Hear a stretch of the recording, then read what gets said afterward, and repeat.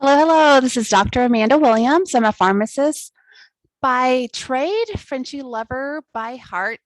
Um, and this is Miss Bubbles. You want to say hi, Bubbles? Hi. She's like, what the heck are all these bright lights doing all around me? So, yes. So, I want to talk to you guys today about what to do when your Frenchie swallows a sock or something like that. Okay. So, the reason why I miss Bubbles here is she is a sock eater. Yes, she is. Once a sock eater, always a sock eater. So we got to be careful with these guys. So with little bubbles. So I'll start by talking about last Friday night. We were sitting around watching a Christmas movie with my boys. They're 5 and 6, Titan and Trenton.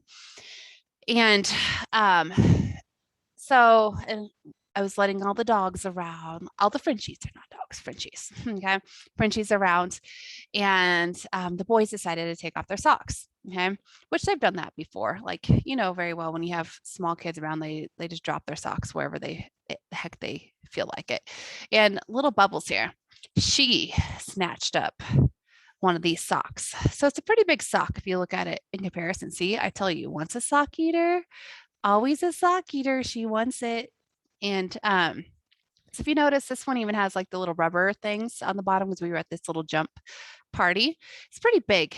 Look at this. I know that background is making it a little bit difficult, but you see how big that is. Okay, that's a huge sock in comparison to her. So I've had them chew on the socks before, and I was like, well, they get so much enjoyment out of it. Like, I'll just let her. She can have it. She was just like over there. She's like the type that loves her little toys and she prances around, head held high whenever she has a toy. So, but so I was watching her. She was just really enjoying, the dirty, stinky sock and just um, chewing away on the couch.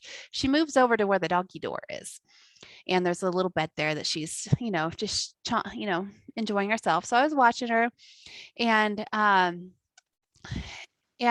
of a sudden I look over there, and part of this yellow sock, about this much of it, was hanging out of her mouth, and then I see her go, oh, and the sock disappears. So she had swallowed this sock. It just, again, for comparison, like that's like a lot. That's a big old thing. Like if you think about how you chew, and like, could you imagine swallowing something this size? Well, she put a lot of effort towards it. So it was at night, and I was just like, you know what, I'm gonna put her in her, like, I crate them at night. I'm gonna put her in her crates when I'm gonna go pick up my phone, and let's process through this on what we should do. I was like, well, my first option is just let it pass. I was like, that's a pretty big sock to just let it pass. It's probably going to get stuck somewhere along her intestines. The second option is to get her to vomit it out. So I was like, okay, let's look and see, and just as the process of my thoughts, it's like, okay, I see that there's hydrogen peroxide. Yeah, that's a great source for dogs to be able to get them to vomit up if they have poison or anything, something like this stuck that they've swallowed. So the next thing was like, what is the dose? Okay, so it's 0.5 ml to 1 ml. So if your dog, and in more common terms for you guys, if she's 15 pounds, that is equivalent to 15 mLs, which is 1 tablespoon, about 1 tablespoon. Okay, if and so if you do 7.5 milliliters, that's half of a tablespoon. Okay. And they say to not give them too much because then they would just continually vomit. Okay. And you don't want that. So the recommendation was to give a half of a ml per pound of body weight first, and then see what that does. And then go up to added the other half of a ml, giving it to her. I decided first, and some of you are like, well, first off, I'd have to figure out how much they weigh. Because if you think of a puppy that's growing, she's only about 6 months old. I don't know her weight off the top of my head. Okay. So I had to go weigh myself and then weigh her. And then I subtracted the difference, and she is 17 pounds. I was really surprised. I thought she was lighter than that. She's grown quite a bit, haven't you, girl? and, and so I decided to give 15 mLs. It was still within that dose range. It wasn't too much, but it was more than the initial dose. I wanted to make sure to get that thing out of there. Okay. So I gave it to her. I set her back at her crate. And I sat there and waited for a couple minutes. I was like, well, how long should I have to wait in order to see the sock removal? And it said, usually it'll happen within 15 minutes or less. So I did go, and I saw that she was burping. And I went in and I just got some things ready for bed, and I came back out to check on her before I got into the shower. And sure enough, there was the matching sock was in her crate. So it did work. I also noticed, because I was doing whole carrot, like slicing up the carrots for her. She was eating the sliced carrots whole and not swallowing. So I started pureeing them for her as well. So she does like to gulp things down. So you can always, so that's the basic thing, is if you know it in enough time, within an hour or two, typically you can give them some hydrogen peroxide and have them vomit it up. If it's already past the stomach and into the intestines, they're not going to vomit it back up. Okay. So you want to be able to catch this quickly. And of course she did it on a Friday night when it's hard to access a vet. But I have a solution for you guys, because I know a lot of times we lose our brains whenever it's one of our babies, whether it's our 2-legged or 4-legged babies. So I always like to have a health professional that I can call, some type of a line that I can call to be able to work me through the process if I'm not certain. Okay. So with little doggies, you can go to pawp.com, PAWP.com. It's $19 a month to be able to have full access to be able to ask vets and vet techs questions. So that even includes the middle of the night on a Friday or Saturday night. That'll help you be able to know if it's an actual true emergency, or if there's something that you can do at home to be able to help your little Frenchie. Okay. What's nice about it, and I don't get anything out of this, so don't, I just use it myself. It's $19 a month, and you could put up to 6 of your pets, cats and dogs, on there. And you get if it's a true emergency, you can have up to $3,000 once a year to be able to use for the emergency visit. And the vets, that has to be approved before you go in, but I have used it. And so it's only a one-time thing once a year. So if you use it on one, you can't use it on the other. So I've used mine for the year. Okay. And so I won't be able to have another one for another year. And it doesn't matter if it's a $300 visit or you use the full $3,000. It's just this one thing, but it's just as nice to be able to have that as a backup, especially when you have multiple little doggies and it's hard to pay for the insurance for them. Now, it doesn't work like insurance. So just remember all the follow-ups you still have to pay, but it really is an awesome source, and they could even do videos with you if they feel like that's something that's needed as well. So what should you do, again, as a recap? And if you do want that, just go to pawp.com, PAW, paw, and then with a P.com, and sign up for that. I absolutely love that company and use them myself.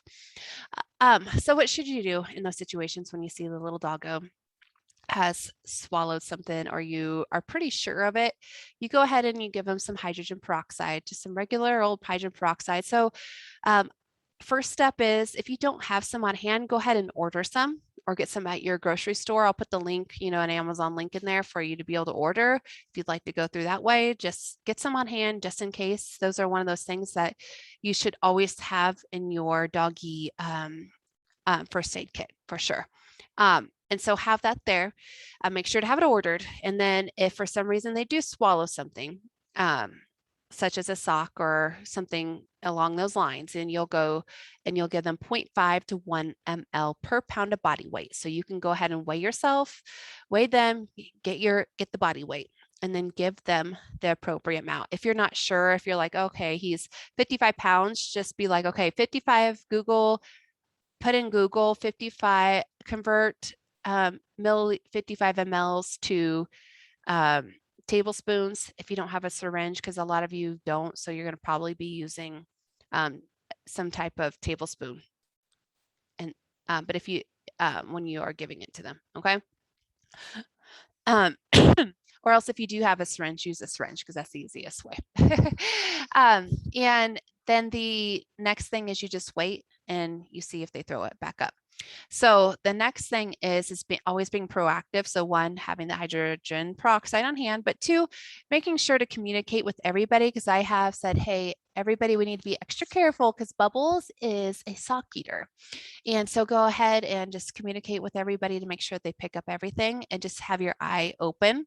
So to make sure that you're not leaving things out that they could actually eat. So one of the things are fluff. I like to get fluff-free toys as well. So you can get some of those on our website, frenchiesnaturally.com. I'll put the link in there. But just making sure to, when you see toys that are not like rope toys, if they're getting unwound, throw it away. If you see a toy that is starting to open up and fluff is starting to come out, throw it away and pick up all the fluff. Don't leave it around. If you have a doggy bed that has fluff in it and they start tearing it up, throw it away. Okay, it's not worth the risk of them swallowing things and getting stuck in their little GI tract. So we do have to be really, we have to be diligent in preventing these things from happening as well. So I had to go and look over my yard and pick up socks as well, because my kids like to go jump on the trampoline and throw their socks everywhere as well. So all right, so the idea is to be proactive, keeping it away and checking all those toys and getting fresh toys for them as needed. And then also having that hydrogen peroxide on hand just in case, because I'd hate for you to have to run to the store and then come back and get it. That time is valuable, and that time to be able to help them get that out. So if you love this video, just go ahead and subscribe, as we will be continually putting on more videos each week. You can also go to our Instagram, and I'll put the links on there. We have to follow us there on Facebook as well. And we do weekly articles on our website. So we really want for our Frenchies to be nice and healthy. And to be able to help provide you the information to be able to keep them as healthy as possible, as naturally as possible. And so I know you love your Frenchies as much as I do, and you want the best for them to keep them. Keep them alive as long as possible. Bubbles, we love you to death. All right. So let's say bye, Bubbles. Say, like us on YouTube. So you can watch me grow. All right. Have a good day, everybody. Please feel free to ask questions and enjoy your time with your Frenchies.